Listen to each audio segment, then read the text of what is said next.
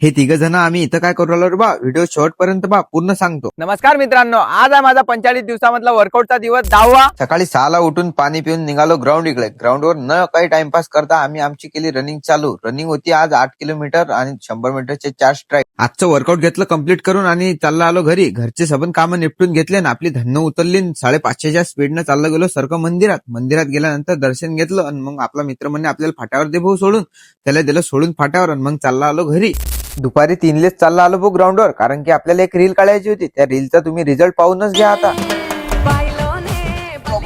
का रे बा, काय करू राहिले? काही नाही बा, रील्स पाहून राहिलो. चालता का मग माझ्यासोबत? कुठे रे बा?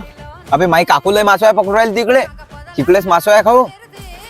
चालणार बा, आजचं भागते ना आपलं. चाल ना बा. समज रे हे पाय रे, माई काकू मासोया पकडून राहिली. सरक रे काकू, तिकून नाही इकून टाकायचा, इकून.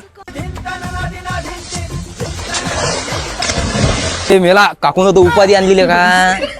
चाल रे बा घरी, दहा मुंगा हाल पुरते. चाल, चाल, चाल रे बा.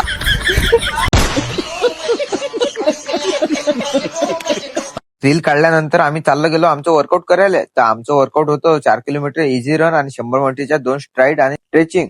ते घेतली कम्प्लीट करून मग चाललं गेलो घरी.